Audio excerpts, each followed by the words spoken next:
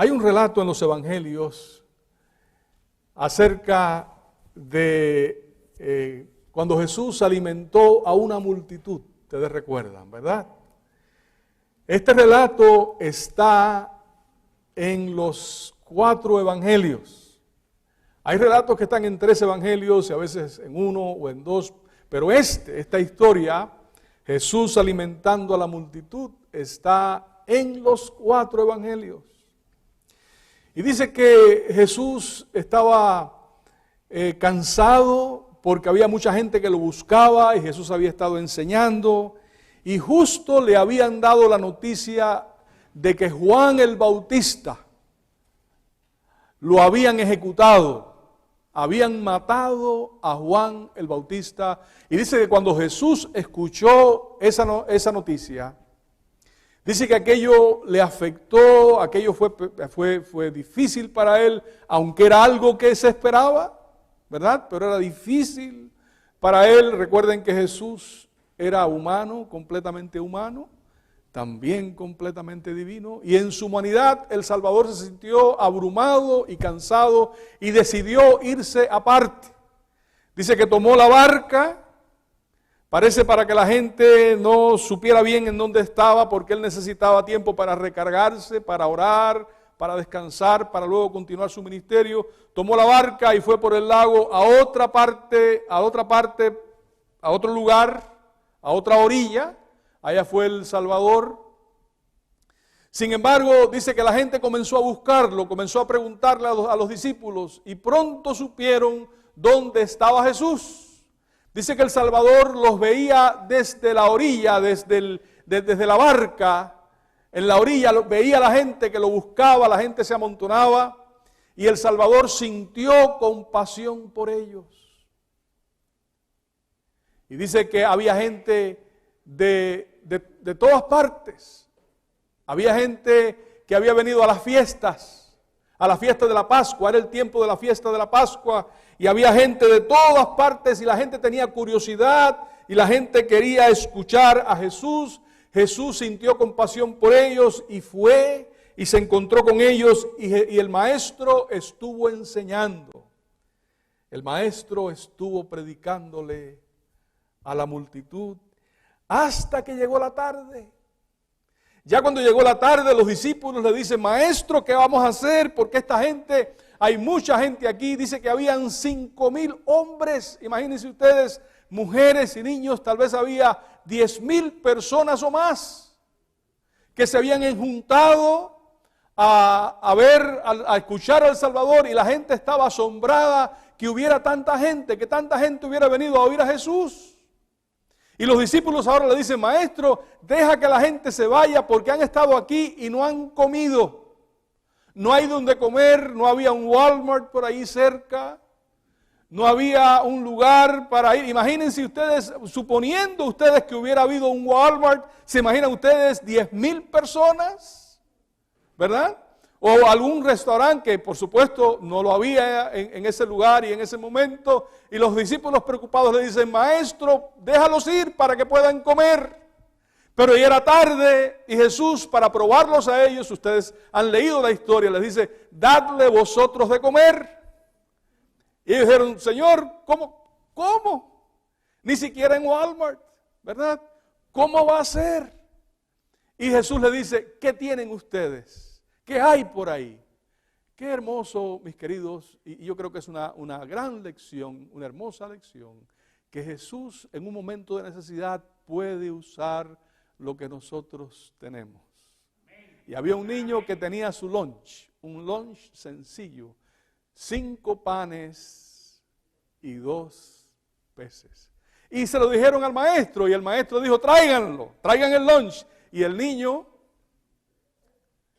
fue generoso, el niño dio su lunch. Imagínense ustedes si el niño hubiera sido egoísta, ¿verdad?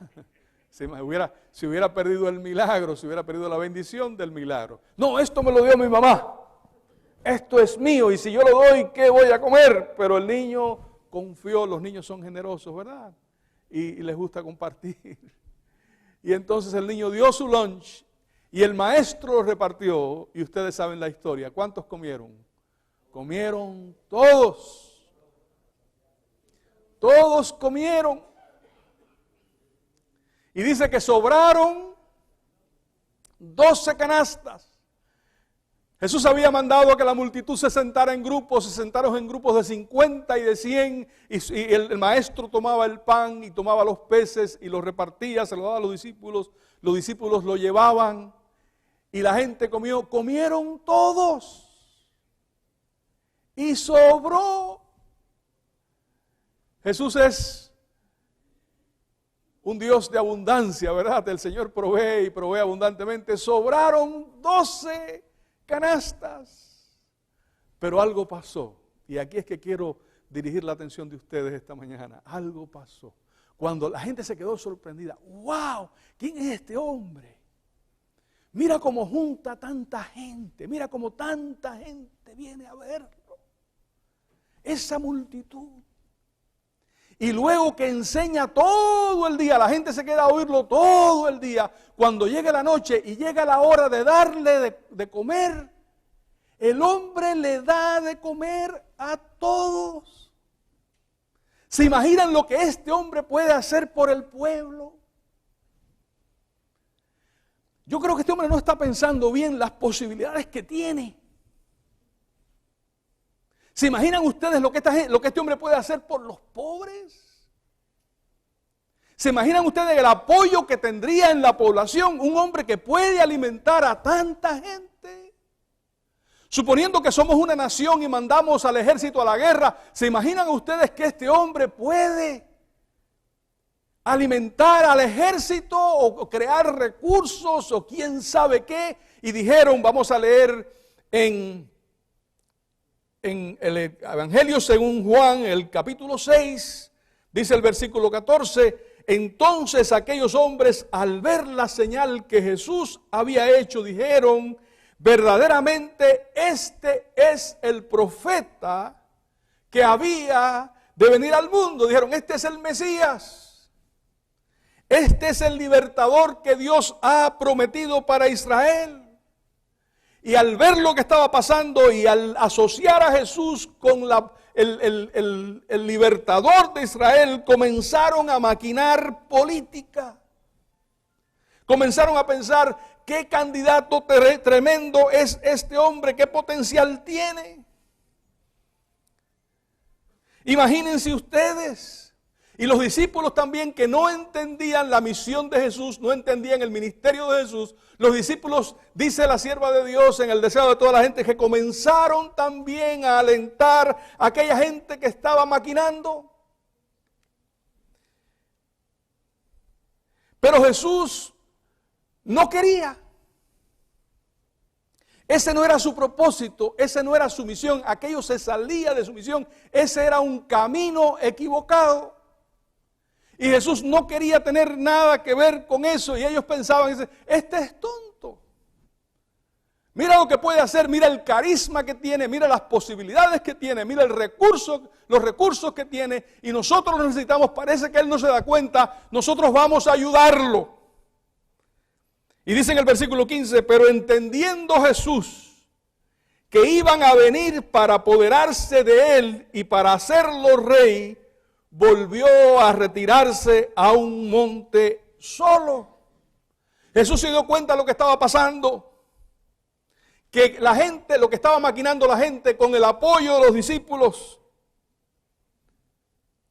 al punto que venían a forzarlo, querían forzarlo para hacerlo rey, algo que Jesús no quería. Estaba fuera de su plan, estaba fuera de su interés. Pero querían forzarlo porque a la gente realmente no le interesaba Jesús.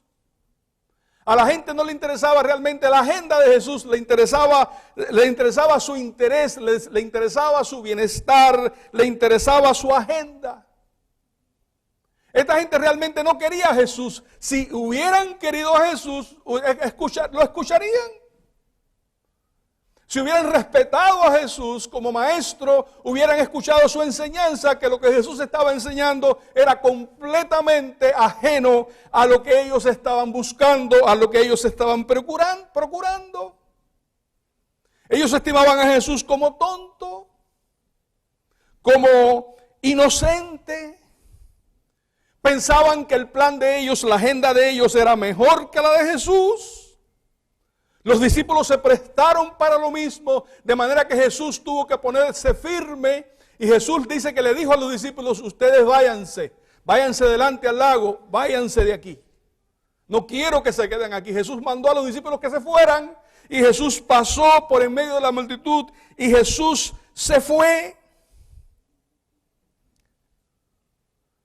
Porque ese no era el camino que Jesús sabía que debía tomar su ministerio. Esa no era el método, esa no era la misión. Mis amados, al leer la Biblia, no solo aquí en este pasaje que claramente está, al leer el relato de la vida de Jesús, vemos que el enemigo y la gente y los judíos y la gente importante trataron muchas veces de descarrilar a Jesús de su misión, usando métodos humanos, entre ellos metiendo a Jesús en política. Por ejemplo, Satanás lo llevó sobre un monte alto en la primera tentación, ¿recuerdan ustedes? Y dice que le mostró los reinos de la tierra y le ofreció un negocio.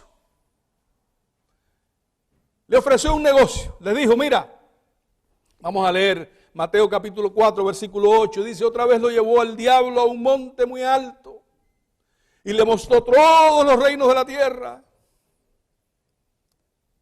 y la gloria de ellos. O sea, no solo los reinos, sino la gloria de los reinos, el poder, la riqueza de las naciones. Y el diablo le dice: aquí está el negocio. Todo esto te daré. ¿Qué cosa dice? Todo esto te daré si postrado me adoras. Mis queridos, básicamente ese es el negocio que le ofrece el diablo al mundo y a todos nosotros. Este es precisamente el negocio de la política. La política se trata de poder, se trata de fama, se trata de riqueza y de hacer cualquier cosa para alcanzarlo, para alcanzar el poder, para alcanzar la fama, para alcanzar la riqueza. Y este es el negocio que ofrece el enemigo. Todo esto te daré poder, te daré riqueza, te daré todo esto te daré si postrado me adoras. Y Jesús le dijo, dice el versículo 10, vete, Satanás, porque escrito está: al Señor tu Dios adorarás y a Él solo servirás. Mis amados, Jesús hubiera podido aprovecharse de la situación si hubiera pensado que ese era el camino correcto. Jesús hubiera podido aprovechar, el ambiente estaba candente, porque el pueblo de Israel estaba sometido por el Imperio Romano. Quienes gobernaban a Israel eran títeres del Imperio Romano. Y había mucho descontento en la población porque el pueblo de Israel estaba en una situación donde estaban al punto de la rebeldía. Tenían que mandar impuestos a César, tenían que pagar los impuestos del templo. Había abuso, los soldados romanos estaban por doquiera, soldados extranjeros en todas partes. Y había efervescencia. La gente estaba descontenta. Cualquiera hubiera podido capitalizar en esa situación para alcanzar poder, mucho más Jesús. Había uno de los discípulos que pertenecía a una secta que se le llamaban los celotes, que eran gente que andaban armada. Eran gente que andaban armada, y ese discípulo, siendo discípulo de Jesús, todavía andaba con una espada. Ese era Simón Celote. Sin embargo, ustedes saben de Pedro, Pedro también andaba armado. Cuando vinieron a arrestar a Jesús, ¿qué hizo Pedro? Bueno, yo asumo que Pedro la espada la traía a Pedro, quién sabe, se la pidió a Simón. El asunto es que Pedro sacó una espada para atacar a uno de los que venía. Y ustedes saben la historia, lo que pasó. En ese ambiente se estaba desenvolviendo el ministerio de Jesús, un ambiente cargado por la política, bajo la opresión del Imperio Romano. Y las insinuaciones del enemigo, las insinuaciones de los enemigos de Jesús no faltaron, nunca faltaron. En otra ocasión, para meterlo en problema, los fariseos se aliaron con los herodianos. Los fariseos eran una secta judía, los herodianos eran un grupo que simpatizaba con Roma, eran amigos de Herodes, herodianos. Herodes era un gobernante que servía a Roma, gobernaba al pueblo de judío, pero sirviendo a Roma, y ellos se juntaron para enredar a Jesús en política también. Recordamos el incidente en Mateo capítulo 22, versículos 16 y 17, dice, vienen y le dicen, maestro, sabemos que eres amante de la verdad, y que enseñas con verdad el camino de Dios, y que no te cuidas de nadie, porque no miras la apariencia de los hombres. ¿Se dan cuenta la trampa que están poniendo? ¿Se dan cuenta que están usando política? ¿Se dan cuenta que lo están halagando, verdad? ¿Ven cómo lo halagan? Maestro, sabemos que eres amante de la verdad. Ellos no creían eso de Jesús. Si ellos hubieran creído eso de Jesús, no habrían ellos venido con las intenciones que venían. Sencillamente, ellos eran enemigos de Jesús y lo que estaban tratando era de entramparlo.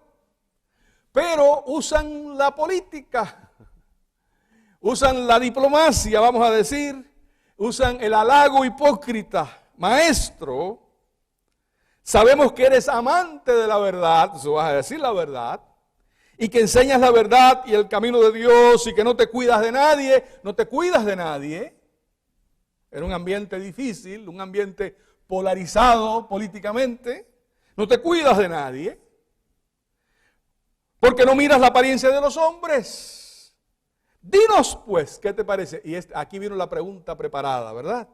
¿Está permitido dar tributo a César o no?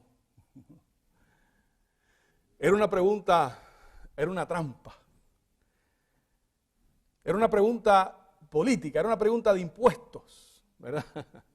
El impuesto es cuestión de política. Política viene de póliza y la póliza, el promedio que se paga de impuestos es cuestión de póliza, cuestión de política, cuestión de gobierno. De eso vive el gobierno, de eso vivían los romanos. El César vivía de los impuestos. Era una pregunta cargada, era una trampa, porque Jesús no tenía manera de salir bien, no podía quedar bien, o estaba bien con uno y mal con el otro, o al revés. ¿Cómo va a contestar Jesús? Si dice que sí, que se debe pagar impuestos, mira, este está apoyando al opresor. Si dice que no, entonces lo acusaban con los romanos. ¿Se dan cuenta? Dice el versículo 18, pero Jesús, conociendo la malicia de ellos. ¿Qué conocía Jesús, dice? La malicia de ellos. Le dijo, ¿por qué me tentáis, hipócritas? Mostradme la moneda del tributo. Ellos le presentaron un denario. El denario era una moneda romana. Entonces le preguntó, ¿de quién es esta imagen y la inscripción? Ellos le dijeron, de César. Y les dijo, dad pues a César lo que es de César y a Dios lo que es de Dios.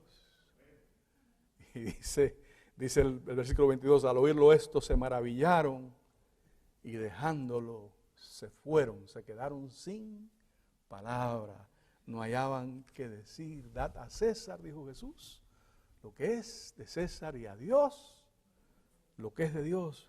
Mis queridos, en esta respuesta hay algo importante, hay un principio establecido. Lo que es de César y lo que es de Dios es de Dios. No, lo de César no se debe mezclar con lo de Dios, ni lo de Dios con lo de César. La política y el gobierno son cosas de este mundo, son para este mundo. Y la religión no tiene que meterse en nada en la política, ni la política tiene que meterse en nada en la religión. En el libro de Apocalipsis aparece la mujer que cabalga la bestia. La bestia es el gobierno, la mujer es la iglesia, y eso aparece como una figura anatema, como una figura que Dios desaprueba. Una figura para este tiempo, una figura y así ha sucedido a través de la historia, pero sucederá en este tiempo del fin, cuando la iglesia estará dominando y guiando al gobierno. Y Jesús está diciendo, esto es incorrecto. Lo de César a César, lo de Dios a Dios. Y luego en su juicio, cuando Jesús estaba ante Pilato, Pilato le hace la pregunta y le dice, ¿eres tú el rey de los judíos? Porque de eso lo habían acusado. Aunque Jesús rechazó y dijo que no, y se mantuvo al margen, aún así lo acusaron de político. Esa era la acusación. Tú eres el rey de los judíos, y esta fue la causa que le pusieron en la cruz, ¿recuerdan?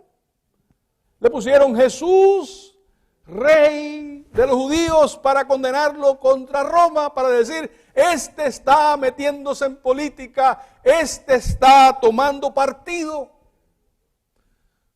Porque era la manera más fácil de acusarlo, era la manera más creíble de acusarlo en el ambiente dividido, cargado de política que había en ese tiempo. Y esta precisamente es la pregunta que Pilato le hace, porque está al corazón de la acusación que le habían hecho a Jesús. ¿Eres tú el rey de los judíos? Dice Juan 18:36, Jesús respondió, mi reino no es de este mundo. Si mi reino fuera de este mundo, mis servidores pelearían para que yo no fuera entregado a los judíos. Pero mi reino, en caso de que no me escuchaste antes, en caso de que no te hayan informado que esto es lo que yo he dicho siempre, son palabras mías, por supuesto, mi reino no es de aquí. Jesús no estaba interesado en el gobierno de aquí, en los conflictos de aquí, en la política de aquí, en los impuestos de aquí. Jesús no estaba interesado de que el pueblo estaba oprimido y que Roma era el imperio opresor. Mi reino, dice Jesús, no es de aquí. Le dijo entonces Pilato, que era romano, le dice, luego eres tú rey. Respondió Jesús, tú dices que yo soy rey, yo para esto he nacido y para esto he venido al mundo. Para esto estoy aquí, no para ser rey, sino para dar testimonio de la verdad. Para que nadie se confunda, ¿verdad? Para que nadie se confunda, mi reino no es de este mundo, yo estoy aquí para dar testimonio de la verdad. Todo aquel que es de la verdad, oye mi voz. Yo creo que más claro, mis queridos, no puede estar. Jesús lo hizo bien claro. No se dejó arrastrar por los reinos, por los los halagos ni las amenazas por los vientos políticos de su tiempo, aunque hubiera tenido razón. Yo estoy seguro que había justicia del lado de los independentistas, de los que querían derrotar a Roma, pero aún así ese no era el negocio de Jesús. Él no vino a eso. Mi reino no es de este mundo. Yo creo que eso es algo que nosotros debemos ser guiados por el mismo principio en lo que se refiere a los asuntos que tienen que ver con política. En este mundo hay política, estamos rodeados de política, vivimos un ambiente cargado políticamente. Ahora, para que se entienda, los cubanos hemos sido, la política para los cubanos no es opcional, para que podamos entender algo que creo que la política para los cubanos no ha sido opcional. Y eso pasa en Venezuela, y eso pasa en Nicaragua, y pasa en cualquier lugar que escoge el modelo comunista, que la política se vuelve lo que, ¿verdad? La política se la imponen a uno. Desde pequeño, en la escuela, en el trabajo, en los anuncios. En Cuba no hay comerciales. En Cuba lo que hay es propaganda. No hay letreros que anuncian productos. Hay letreros que anuncian la grandeza del gobierno y de la política. Se la meten a uno por la mañana, por la tarde. No es opcional, no es como en otras partes, tal vez los que tienen la dicha de haber nacido, de haber vivido siempre en un país donde hay libertad, en un lugar donde hay opciones, pues tal vez se meten en la política, pero no es algo, lo hacen si quieren, no es algo que se les impone. Por ejemplo, los puertorriqueños con el PPD y el PNP y los independentistas que, ¿verdad? Pues los rojos y los azules y hablan de eso y discuten de eso, pero la política siempre es algo opcional. ¿Por qué? Porque hay multiopciones, no hay comerciales, no se indoctrina en la escuela. Hay opciones en la República Dominicana, el PRD, el PLD, el PRSC, hay un partido que se llama Moda.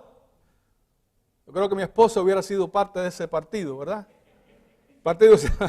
Y otro, El País. En México está el PRI y está el PAN.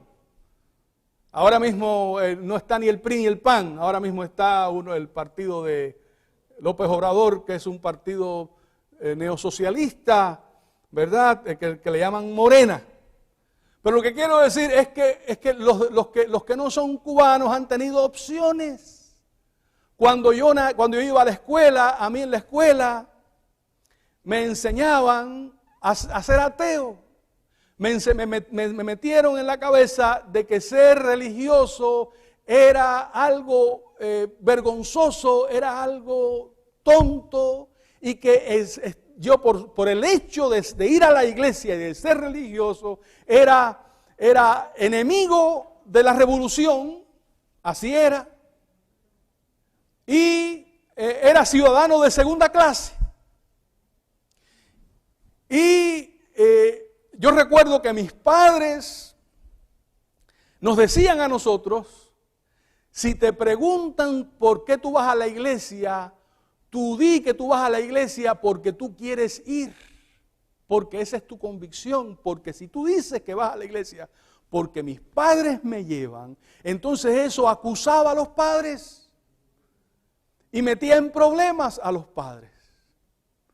Y había vigilancia en todas las cuadras. Inclusive hubo el rumor de que le iban a quitar los hijos a los padres religiosos por llevarlos a la iglesia. Gracias a Dios eso no pasó. Eso no llegó a suceder, pero se habló. Y había, si usted quería tener había el partido, el único partido, porque sí, había elecciones, pero era por Fidel o por Fidel. Y la competencia era en ver quién era más comunista que el otro.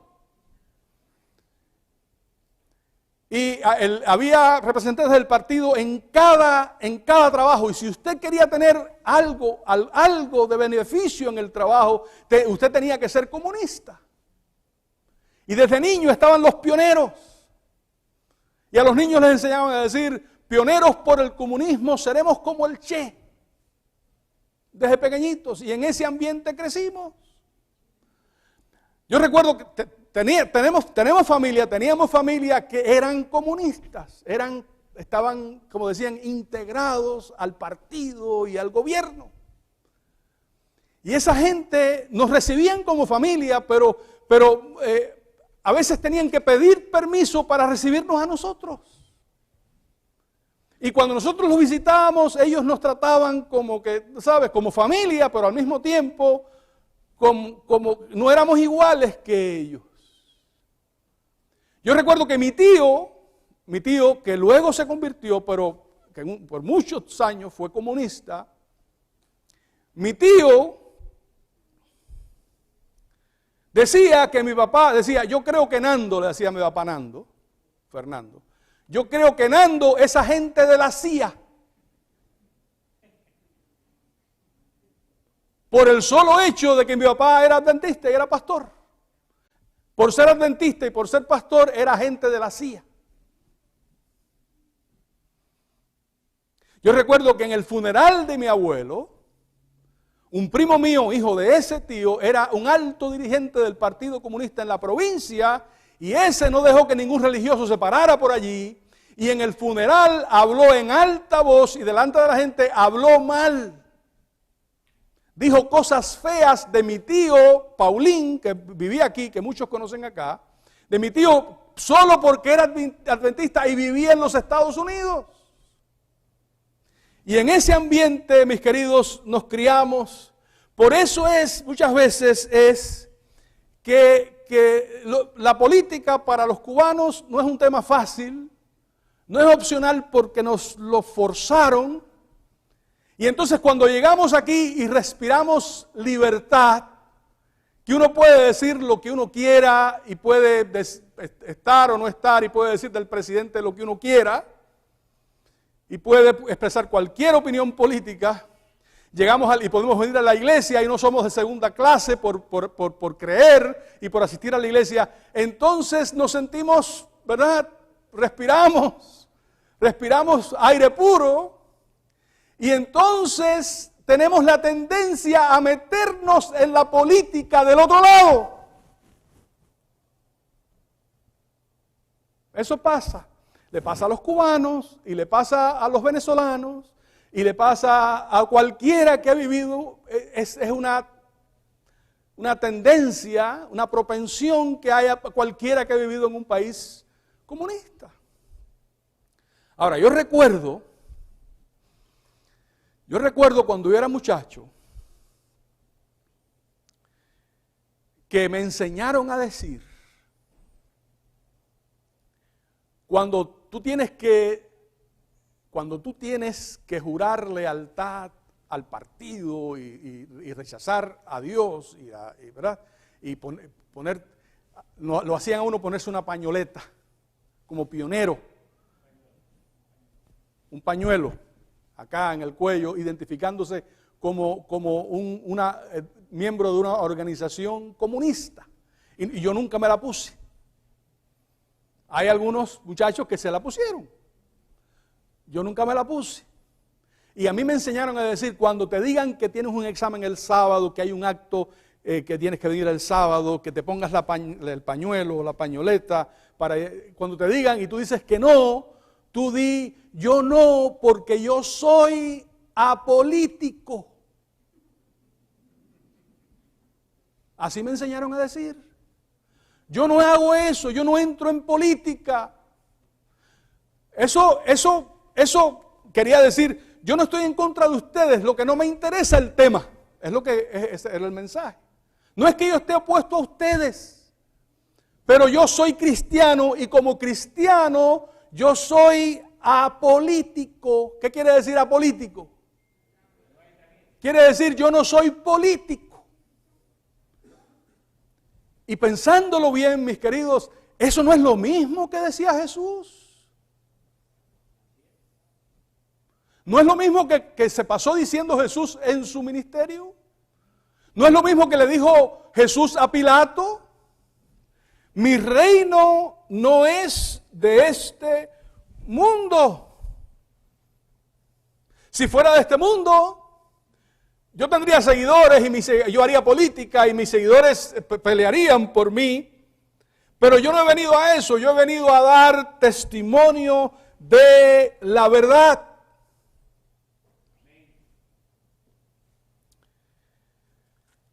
Yo quiero, permítanme compartir con ustedes algunas declaraciones del Espíritu de Profecía de Elena White que son bastante claras y bastante fuertes en referencia a este tema.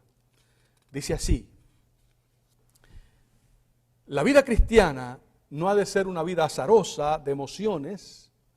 La verdadera influencia cristiana ejercida para ejecución de la obra de Dios que Dios señaló es un agente precioso y no debe unirse con la política, ni formar confederación con los incrédulos.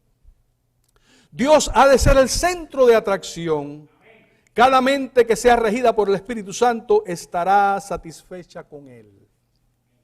Voy a leer varias citas, pongan atención, están en pantalla también. Como pueblo, no debemos mezclarnos con asuntos políticos. Todos deberían obedecer a la palabra de Dios cuando dice que no debemos unirnos en yugo desigual con los infieles en cuestiones de política, ni establecer ninguna clase de vínculo con ellos. Sigo leyendo. Hay una gran viña que cultivar, pero mientras los creyentes trabajan entre los incrédulos, no han de parecer mundanos. No han de pasar su tiempo hablando de política ni desempeñando parte en ella. No han de pasar su tiempo hablando de política ni desempeñando su tiempo en ella, porque al hacerlo darían al enemigo oportunidad de penetrar y causar divergencia y discordancia. Deben quitarse, oigan bien lo que dice, deben quitarse las credenciales a los miembros del ministerio, a pastores, que deseen destacarse como políticos, porque Dios no ha dado esta obra ni a los encumbrados, ni a los humildes de entre su pueblo. Una declaración fuerte, ¿verdad? Hermanos, quisiera que recordaseis que ninguno de vosotros ha recibido el encargo del Señor de publicar sus preferencias políticas en Facebook. No dice en Facebook, dice preferencias políticas en nuestras revistas. Voy a leer otra vez. Hermanos, quisiera que recordaseis que ninguno de vosotros ha recibido el encargo del Señor de publicar sus preferencias políticas en nuestras revistas, ni de hablar de ellas ante la congregación cuando el pueblo se reúne a oír la palabra del Señor. Nuestra obra consiste en velar, esperar y orar. Investigad las Escrituras. Cristo os ha advertido que no os mezcléis con el mundo. Debemos salir de en medio de ellos y apartarnos. Y no toquéis lo inmundo, está citando 2 Corintios 6, 17 y 18, es la sierva de Dios. No toquéis lo inmundo, y yo os recibiré y seré para vosotros por padre, y vosotros me seréis hijos e hijas, dice el Señor Todopoderoso. Noten que a la política, la sierva de Dios le llaman lo inmundo. No toquéis lo inmundo. Sigue diciendo, no importa qué opiniones tengáis acerca del modo en que debe votarse en las cuestiones políticas, el hecho es que no debéis proclamarlas mediante la pluma o la voz. En otras palabras, vota. Si debes votar, pero vota en silencio, no hagas propaganda. No lo proclames. Nuestro pueblo debe permanecer silencioso en asuntos que no tienen relación con el mensaje del tercer ángel. Es lo que dijo Jesús. Dijo Jesús, mi reino, nuestro reino, mis queridos, no es de este mundo. ¿O a qué reino pertenecemos? ¿No oramos en el Padre nuestro, venga tu reino? ¿Sea hecha tu voluntad como en el cielo, así también en la tierra? ¿O estamos como los hijos de Israel, que siendo Dios el dirigente de ellos pidieron rey, queremos rey? ¿Estamos nosotros igual, queriendo rey aquí en la tierra? Yo pienso, mis queridos, permítanme tomar unos minutos para explicar cómo funciona la política. Creo que es importante que entendamos. Y si ya usted ha oído esto y sabe esto, probablemente, pues qué bueno, pero yo pienso que a veces no entendemos, a veces no lo entendemos. La política se trata, como dije antes, de adquirir poder, fama, riqueza. Y se trata de hacer cualquier cosa para obtener el poder.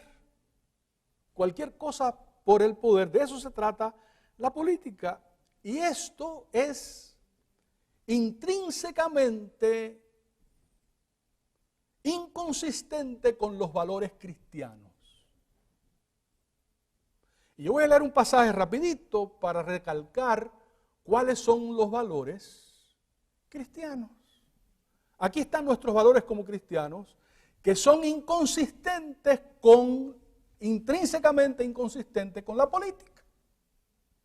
O sea, es, para decirlo en nuestro idioma, es el aceite y el vinagre. No se mezclan. Dice 1 de Pedro capítulo 2, versículos 11 al 17, para recalcar nuestros valores como cristianos. Dice, amados, yo os ruego como extranjeros y peregrinos, que os abstengáis de los deseos carnales que batallan contra el alma. Mantened buena vuestra manera de vivir entre los gentiles. Bueno, en primer lugar, noten que nos llama extranjeros y peregrinos. Luego dice, no nos dice ciudadanos americanos de paso, extranjeros y peregrinos. Versículo 12, mantened buena vuestra manera de vivir entre los gentiles, para que en lo que murmuran de vosotros como de malhechores glorifiquen a Dios en el día de la visitación al considerar vuestras buenas obras. Versículo 13. Por causa del Señor, someteos a toda institución humana, ya sea al rey como a superior, ya a los gobernantes, como por él enviados para castigo de los malhechores y alabanza de los que hacen bien. Esta es la voluntad de Dios, que haciendo bien hagáis callar la ignorancia de los hombres insensatos. Versículo 16, actuad como personas libres, pero no como los que tienen la libertad como pretexto para hacer lo malo. Somos libres, pero no somos libres. Somos libres, pero somos libres en Cristo. No somos libres para hacer lo malo, sino como siervos de Dios. El versículo 17, honrad a todos. ¿A cuántos debemos honrar? Honrad a todos, amad a los hermanos, temed a Dios, honrad al rey. Esos son los valores cristianos. Ahora bien, ¿cómo funciona la política? Los partidos políticos funcionan de esta manera, tienen plataformas. Las plataformas no es más que un sistema de posiciones políticas. Luego de las plataformas salen políticas. De la plataforma entonces salen las diferentes políticas. Pero todo político tiene estrategas. Todo político tiene estrategas que son expertos en la política para convencer a las masas y estudian las encuestas y las opiniones y buscan la manera de mover las masas. A veces las mueven con cosas positivas, pero muchas veces con cosas negativas. Y en las cosas negativas son las que están fuera de los valores nuestros. Por ejemplo, estos estrategas son famosos. Por ejemplo, Ronald Reagan tenía a un caballero llamado Michael Deaver, el cerebro político. Reagan era el candidato y fue el presidente, pero el cerebro político era Michael Deaver. Y Bush tenía a Lee Atwater, y Clinton tenía a James Carville, y Bush, el segundo, tenía a Karl Rove, y Obama tenía a Dave Axelrod. Esta gente son estrategas políticos que crean las estrategias, los anuncios. Y estas estrategias, ¿cómo son? Los estrategas entonces crean lo que le llaman talking points. Tal vez si podemos poner la lista, gracias. Los estrategas crean lo que le llaman talking points. ¿Qué cosas son los talking points? Son argumentos de propaganda, son puntos de discusión. Los estrategas le dicen al presidente y le dicen a los que hablan con la prensa y a todos los funcionarios, le dicen, esto es lo que tienen que decir hoy. Los talking points de hoy son esto, la economía esto, lo que pasó con el otro partido esto, esto, aquello y lo otro. Le dicen lo que tienen que decir de cualquier escándalo, de cualquier cosa, y tienen que seguir esos talking points o esos argumentos, puntos de argumento. El estratega pone los puntos de argumento y cuando el presidente sale, y uno de los problemas que tenía el presidente anterior era que no seguía esos talking points, ¿verdad? Ese era el problema, le faltaba disciplina en eso. Pero los políticos son disciplinados. Y si sale el presidente Biden va a decir lo que le dijo que diga su estratega político. Sobre las vacunas, sobre Myanmar. Ellos tienen talking points, que son cómo presentar las posiciones. Ahora, esos talking points no son necesariamente consistentes con la verdad, sino que son consistentes con lo que dice el partido. Y la agenda del partido es beneficiarse ellos para mantenerse en el poder ellos. Y ningún partido, ningún estratega político va a decir, bueno, mira, el otro candidato, esa posición es bastante buena.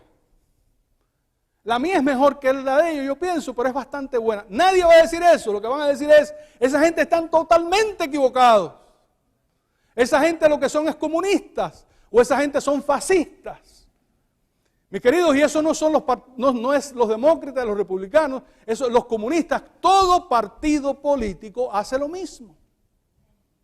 Esta es la naturaleza del negocio. Ellos crean los talking points, y esos talking points esos puntos de discusión es, yo te voy a dañar a ti, no importa quién tú seas, no me importa, porque yo voy a decir mentira, y voy a torcer la verdad, porque a mí lo que me interesa es el poder, es que la gente vote por mí. Y así es que funcionan los partidos, ¿verdad? Otra cosa que hacen los partidos es que ellos hacen investigaciones de la oposición para desprestigiar a los contrarios, especialmente los más promisorios. Eso le llaman opposition research o investigación de los oponentes. De manera que vamos a suponer que Rocky, que te use como ejemplo, que yo soy de un partido y Rocky es de otro partido. Yo voy a hacer opposition research de Rocky. Vamos a suponer que Rocky todavía no es muy conocido. Rocky, ¿verdad? Todavía Rocky está empezando, pero yo lo veo que él tiene promesa. Entonces yo le voy a investigar a Rocky toda su vida desde la escuela. Le voy a revisar cada closet que tiene para ver qué tiene en cada closet. Yo voy a hablar con sus amigos, a ver si dijo una mentira, a ver si en una aplicación puso algo mal, a ver si sacó mal grados en la escuela.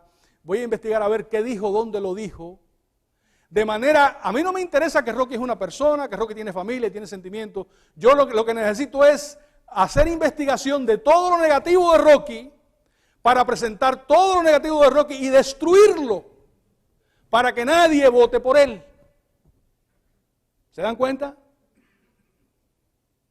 Eso es opposition research, eso es investigación de la oposición para yo destruir al otro partido, al otro candidato. No importa que sea persona, no importa que tiene familia, no importa que lucha como yo.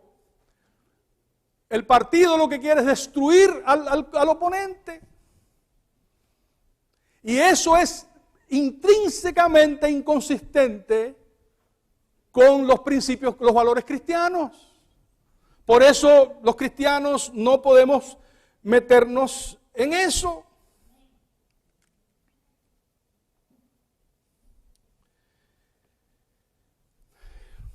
Tal vez tú dices, bueno, pastor, podemos hablar de política, ¿verdad que sí? Podemos hablar de política. O sea, no creo que sea un tema prohibido. Y cada uno puede tener su preferencia. Y cada uno puede votar como quiere votar. Donde está la línea es cuando uno se mete con los partidos políticos. Entonces ahí uno cruza la línea. Y yo quiero, y usted puede decir, bueno, pastor, yo tengo mis opiniones, pero no soy político. Yo le voy a decir algunas cosas para que usted considere, a ver si usted ha sido afectado por la política o no. ¿Ok? Le voy a dar algunos puntos para ver si usted se ha metido con la política o no, ¿verdad? Algunas señales de que uno se está metiendo en política más de lo que debe. Algunas señales. Mírenlo a ver qué les parece. Y cada uno se examina y cada uno llega a su propia conclusión. Algunas señales de que uno se está metiendo en política. En primer lugar, si usted cree que un partido es fantástico y que el otro es del diablo, tenga cuidado. Usted te está comprando la propaganda que le están vendiendo. Tenga cuidado.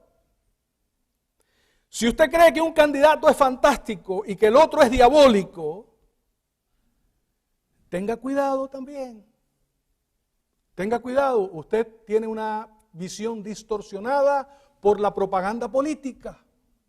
Y usted está siendo víctima de la propaganda de los partidos, comunista, demócrata, republicano o lo que sea. Si usted se encuentra repitiendo los talking points de un partido, y hay canales de televisión que se dedican a repetir, los republicanos tienen su canal, los demócratas tienen su canal o sus canales, y se dedican a repetir los talking points. Si usted se encuentra repitiendo los talking points de un partido, tenga cuidado. Mi tío decía que mi papá era de la CIA, mi papá nunca fue de la CIA. ¿Cómo va a ser mi papá de la CIA? Mi papá era un pastor adventista, pero mi tío decía que mi papá era de la CIA porque él estaba repitiendo lo que decía el partido. ¿Qué decía la estratega del partido? Los religiosos son instrumentos de los americanos, la religión es instrumento de los americanos y los religiosos son agentes de la CIA. Eso decía el partido y mi tío, como oyó lo que el partido decía y él creía lo que el partido decía, por eso decía, aunque mi papá era su hermano, decía, yo creo que Nando es de la CIA. Estaba repitiendo lo mismo que decía el partido.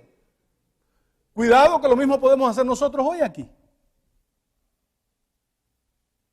¿Por qué mi primo estaba hablando mal de mi tío? ¿Por qué? Porque eso le decía el partido. El que está en los Estados Unidos es el enemigo. Podemos decir cualquier cosa mala de él. Otra señal de que tal vez te estás metiendo más en política más de lo que debes es si algún día te encuentras asistiendo a un rally político.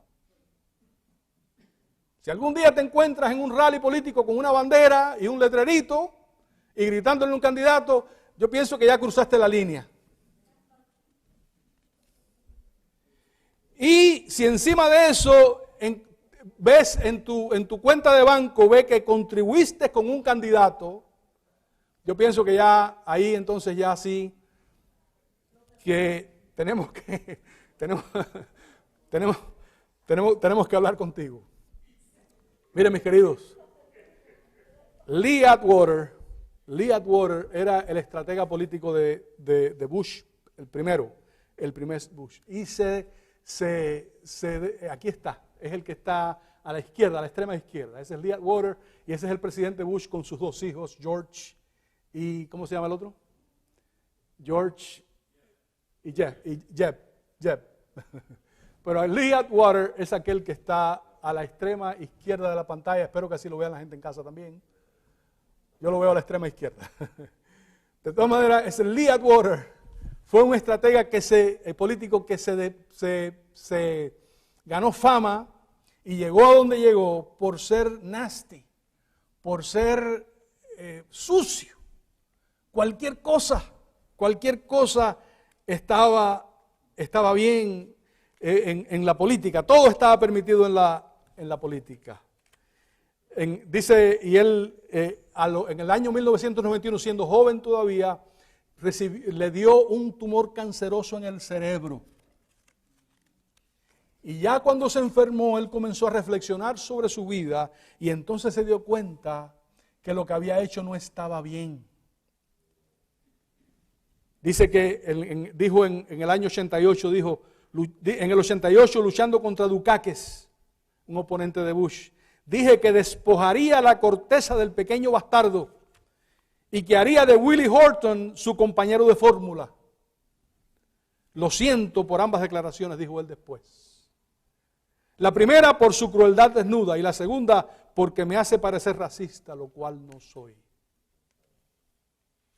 Y en un artículo en febrero de 1991, él murió en marzo del 91, pero en febrero en Life, en la revista Life, en un artículo dijo lo siguiente, y tengo la nota ahí, dice, mi enfermedad me ayudó a ver que lo que faltaba en la sociedad es lo que faltaba en mí. Un poco de corazón, mucha hermandad. La década de los 80 consistió en adquirir riqueza, poder, prestigio, lo sé. Adquirir más riquezas, poder y prestigio que la mayoría, pero puedes adquirir todo lo que quieras y aún así sentirte vacío. ¿Qué poder no cambiaría por un poco más de tiempo con mi familia? ¿Qué precio no pagaría por una noche con amigos? Se necesitó una enfermedad mortal para ponerme atento a esa verdad. Pero es una verdad que el país, atrapado en sus ambiciones despiadadas y en su decadencia moral, puede aprender de mi experiencia. No sé quién nos guiará a través de los 90, pero es importante que hablen de este vacío espiritual en el corazón de la sociedad estadounidense, este tumor del alma. Lee Atwater murió el 29 de marzo de 1991. Y leo unas 3 citas más y concluyo. Les cuento una historia y concluyo. Dice la pluma inspirada, invito a mis hermanos designados para la obra de educar, está hablando de los maestros, a que cambien de conducta. Es un error de vuestra parte unir vuestros intereses con algún partido político para echar vuestro voto en su favor. Tanto los que ocupan el puesto de educadores como los ministros, como colaboradores de Dios en cualquier ramo, no tienen batallas que reñir en el mundo político. Su ciudadanía está en los cielos. El Señor les pide que sean creyentes. Su pueblo ha de poseer los elementos de reconciliación. Voy a leer 2 citas más. Los que enseñan en la iglesia o en la escuela y se distinguen por su celo en la política, deben ser destituidos sin demora de su trabajo y responsabilidades. ¿Qué les parece? Porque el Señor no cooperará con ellos. No debe emplearse el diezmo para pagar a nadie para perorar sobre cuestiones políticas. Cada maestro, predicador o dirigente de nuestras filas que se sienta incitado por un deseo de ventilar sus opiniones sobre cuestiones políticas debe ser convertido por una creencia en la verdad o renunciar a su trabajo. Deberá ejercer una influencia como colaborador de Dios para ganar almas para Cristo o se le quitarán las credenciales. Si no cambia, causará daño y únicamente daño. Y la última cita dice, el Señor quiere que su pueblo entierre las cuestiones políticas. ¿Qué quiere Dios que hagamos? Dios pide a sus seguidores que se unan en los puros principios del Evangelio que están claramente revelados en la palabra de Dios. No podemos votar sin peligro por los partidos políticos, porque no sabemos para quiénes votamos. No quiero comentar mucho la cita, pero ella está diciendo aquí que no votamos por partidos, votamos por personas. Dice ella, no podemos votar sin peligro por los partidos políticos, porque no sabemos para quiénes votamos. Aquí viene la historia en conclusión. Un amigo nuestro llamado Abel Gutiérrez me contó esta historia interesante de su familia. Yo le pedí permiso para compartirla con ustedes. Es la historia de su papá. Abel, amigo nuestro, nació en un pueblo al norte de la provincia de Matanzas en Cuba, un pueblo que se llama Lacranes, y allí su papá conoció a su mamá y él allí nació y allí creció. Su mamá, siendo él un niño, conoció el mensaje adventista, conoció el evangelio por un hermano que compartió el mensaje con ella, un hermano adventista de allí. Dice él, me dijo el nombre, se llama Vasconcelos el hermano, yo no lo conozco, pero creo que es bueno mencionar el nombre para honrarlo. El hermano Vasconcelos compartió el mensaje con su mamá y su mamá se bautizó.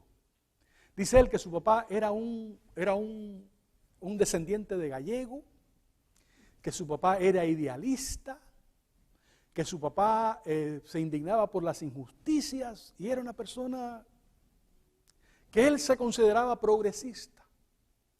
Cuando llegó Fidel Castro al poder, llegó el comunismo al poder, su papá se hizo entusiasta comunista, seguidor de Fidel Castro, y se metió en el gobierno. Pero cuando su mamá se hizo adventista, su papá, el partido y el gobierno le asignó a su papá a hacerse miembro de la iglesia para espiar a la iglesia. De manera que él tomó estudios bíblicos, y esto no es un caso único, esto es un caso que se repite en muchos lugares en Cuba. Inclusive hubo gente que llegó a ser pastor de la iglesia en esta condición. Y este fue el caso porque el gobierno reclutaba a esta gente para espiar a la iglesia. Porque la iglesia era un agente extranjero, un agente extraño. Y entonces el gobierno le pide a Arsenio Gutiérrez, el papá de nuestro amigo Abel, le pide que se haga adventista. Y él tomó los estudios, fue a la iglesia y se bautizó. Se hizo adventista y su tarea era informarle al gobierno, al partido y al gobierno y a la policía, de lo que se hablaba en la iglesia. El gobierno estaba vigilando a la iglesia y él era un agente infiltrado del gobierno en la iglesia. Bueno, pasaron los años, dice él que había un tío de él, hermano de su mamá, que él era lo contrario, era contrario al gobierno y era periodista, era locutor, trabajaba en la radio y expresaba opiniones en contra del gobierno. Y entonces llegaron y el gobierno comenzó a perseguirlo, al tío de Abel comenzó a perseguirlo, y llegaron y le aconsejaron, mira, necesitas irte de aquí, vete lejos de acá, porque están detrás de ti y la vas a pasar mal. Y el tío de Abel se mudó incógnito, se fue, se esfumó, se fue sin decirle a nadie, se fue para Isla de Pinos. Isla de Pinos es una isla que es parte del territorio cubano que está al sur de Cuba. Y él se fue incógnito para allá, huyendo, sin decirle a nadie, se fue para allá. Pero pronto el tío allá sintió nostalgia por la familia y se llevó a su mamá. Y se fue la mamá para allá y así Abel, y con la mamá el papá, y así Abel fue que se mudó a Isla de Pinos. Cuando vino para acá, él vivía en Isla de Pinos. Resultó que, siguiendo a la familia, el gobierno encontró al tío de Abel, lo encontraron, se lo llevaron preso y lo fusilaron en La Habana. Solo, no por hacer nada, nada más por hablar. Lo fusilaron en La Habana. Se lo permitieron ver a su mamá, a la mamá de Abel, se lo permitieron ver, a la abuela de Abel, a la mamá del tío, se lo permitieron ver después de muerto. Dice que le habían puesto una venda en la frente porque le habían dado el tiro por la frente. Y se lo permitieron ver muerto. Todo esto y todas estas cosas y el Espíritu Santo obrando en el corazón de Arsenio, el papá de Abel, llegó el momento que el papá de Abel, Arsenio, se convirtió de verdad. El espía que el gobierno mandó a la iglesia para espiar la iglesia, el Espíritu Santo lo tocó, el Espíritu Santo lo convenció, el Espíritu Santo lo transformó, y el hombre llegó a aceptar a Jesús realmente. El hombre llegó a aceptar la fe de verdad. Y cuando esto sucedió, el hombre lo confiesa. Yo he sido espía todos estos años. Yo estoy aquí para hacer daño a la iglesia, el gobierno me mandó. Yo confieso que esto es lo que he estado haciendo todos estos años. Pero yo renuncio a eso y yo confieso mi fe en Jesús. Y el hombre se bautizó otra vez en Isla de Pinos. El hombre pidió ser bautizado porque el bautismo anterior, dice él, ese no cuenta porque ese fue un bautismo engañoso, hipócrita. Y el hombre se bautiza. Cuando se bautiza Arsenio, lo va a bautizar el pastor Israel González, que era presidente de la asociación en ese momento. Ustedes conocen al pastor González. El pastor Israel González va a bautizarlo porque el pastor de allá, que era John Williams, todavía no era pastor ordenado y fue el presidente de la asociación a bautizarlo. Y lo bautizó y hubo fiesta.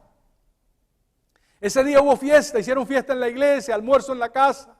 Estaban en la fiesta, en la casa en la tarde, cuando llegó la policía y se llevó preso al pastor González, se llevó preso al ministro de la iglesia, John Williams, y se llevó preso a Arsenio González. A las pocas horas dejaron ir al pastor González, dejaron ir a John Williams, pero Arsenio González se desapareció. Estuvo un mes desaparecido. Luego cuenta él que en ese mes trataron de lavarle el cerebro, lo amenazaron, trataron de convencerlo para que regresara a ser agente del gobierno en la iglesia. Pero Arsenio se negó. Arsenio permaneció firme, él había conocido a Jesús, había entregado su vida a Jesús. Arsenio no iba a regresar a ser lo mismo, un agente del gobierno, ahora era un seguidor de Jesús. Y Arsenio se mantuvo firme, finalmente se dieron por vencido y al mes lo dejaron ir, al mes se apareció Arsenio a su casa, después de un mes. Mis queridos, yo creo que no importa el partido que sea, nosotros no debemos ser de ningún partido, ni a oír a ningún partido, ni hacerle propaganda a ningún partido. Nosotros somos de Jesús. Y Jesús dijo, mi reino no es de este mundo. Mi reino no es de este mundo. En estos días andaba manejando por allí en Eustis y en una casa vi este letrero que me llamó la atención y entonces me acerqué y le tomé una foto de cerca al letrero y esta es la foto que dice Jesus 2020 because he never fails. Jesús es mi candidato. Jesús 2020, Jesús para mi vida, Jesús para siempre. Yo no pertenezco ni a los republicanos, ni a los demócratas, ni debo dejarme engañar por la política, por los talking points y el opposition research y toda esta basura, y lo digo basura porque estoy predicando, si no diría ¿verdad? Por ninguna de estas cosas debo convencerme porque Jesús es mi presidente. Yo no tengo tiempo para hablar mal de Trump ni para hablar mal de Biden. Yo tengo tiempo para hablar de Jesús. Jesús, Jesus 2020 because he never fails. Jesús nunca falla. Dice el apóstol Pablo, pero vuestra ciudadanía está en los cielos, de donde también esperamos al Salvador, y al Señor nuestro Jesucristo. ¿Dónde está nuestra ciudadanía? En los cielos, mi querido. Tengamos cuidado que el partido no nos infiltre en la iglesia, como hicieron con Arsenio. El partido no nos infiltre en la iglesia. Ni el enemigo usa la política para dividirnos y para distraernos, sino que podemos mantener nuestra vista donde debe estar. Y no lo tengo en pantalla, pero quiero leer para cerrar, para terminar, Hebreos 11, 13 al 16, hablando de los héroes de la fe. Dice: en la fe murieron todos estos, sin haber recibido lo prometido, sino mirándolo de lejos, creyéndolo y saludándolo y confesando que eran extranjeros y peregrinos sobre la tierra. El hecho de que ganaron los demócratas o si cuando ganen los republicanos, porque hermanos, la política va y viene. La política va y viene. Una vez ganan los demócratas y otra vez ganan los republicanos. Y lo más que está un partido son 2 términos. Donde no sucede eso es en Cuba, porque en Cuba siempre es el mismo, ¿verdad? Pero aquí es uno y uno, eso es así. Pero cuando gana el partido mío, no gané yo. Dice: por la fe vivieron todos estos sin haber recibido lo prometido, sino mirándolo de lejos, creyéndolo y saludándolo y confesando que eran extranjeros y peregrinos sobre la tierra. Lo que esto dicen claramente dan a entender que buscan una patria.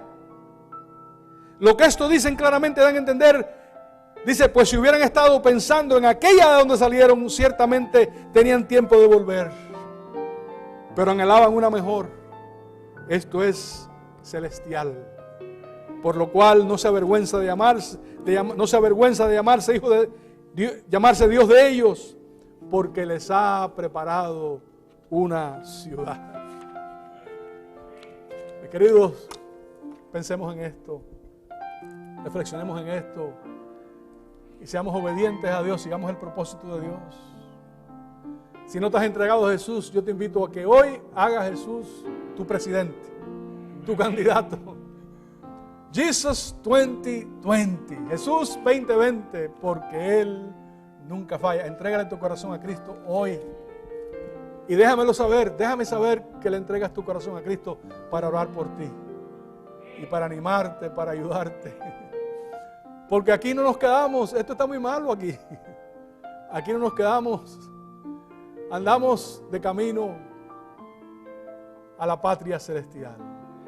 Que el Señor te bendiga, que podamos llegar allí bajo la dirección de Jesús.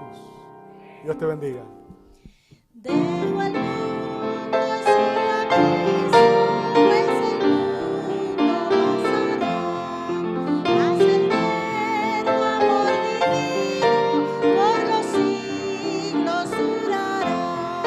Porque ahora inmensurable, en clemencia, en bondad, oh la plenitud de gracia, prenda de inmortalidad.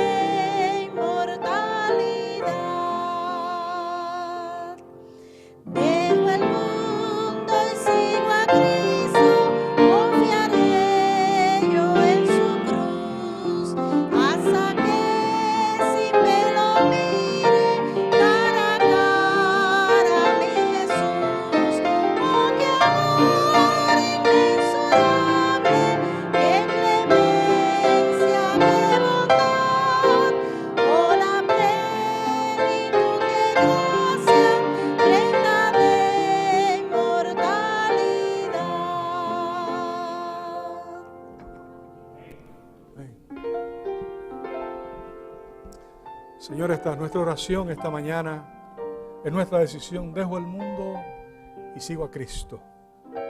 Somos tuyos, oh Señor. No pertenecemos aquí, aquí estamos de pasada, somos peregrinos. Los negocios de esta vida, los asuntos de la política y todo lo de este mundo, todo eso es pasajero, todo eso queda acá. Nosotros somos ciudadanos del reino de los cielos. Padre Santo, algún alma hace su decisión esta mañana, sella esa decisión. Si alguien está indeciso o ha estado vacilando en su decisión o con confusión o algún problema, permite que tu Santo Espíritu toque a esa persona y sella a esa persona para Jesús en este momento. Oh Padre Celestial, bendice a tu pueblo, bendice a tu iglesia, bendice a mis hermanos, sea con los jóvenes que están en el parque, los hermanos que están en casa, Señor. Si alguno está angustiado o enfermo o preocupado o tiene alguna dificultad o conflicto, oh Señor, tu gracia alcance a mis hermanos. Llega a la casa, toca a mis hermanos en su casa, dale tu bendición. Padre Santo, pido por el pastor Ruiz, bendice al pastor Ruiz, Señor, que él pueda recuperarse pronto. Te pido por mi suegra también, bendícela, Señor, sé con ella, fortalécela, pon tu mano poderosa sobre ella. Pido por Magali Carballal, Magali me pidió oración, que ella tuvo una mala semana, bendícela, Señor, acompáñala. Con John también, el hijo de Andreita, bendícele también, Señor. Gracias porque está en su casa, dale salud. Y así, Padre Santo, bendice a los enfermos de tu pueblo, bendice a tu iglesia, manifiéstate en tu pueblo, los que están en casa, los que están aquí también. Padre Santo, llévanos adelante, llévanos contigo, que podamos permanecer mirando a Jesús, siguiendo a Jesús, obedeciendo a Jesús, sirviendo a Jesús. Prepáranos para encontrarnos con Él cuando Él venga muy pronto. Gracias, Señor, en el nombre de Jesús. Amén.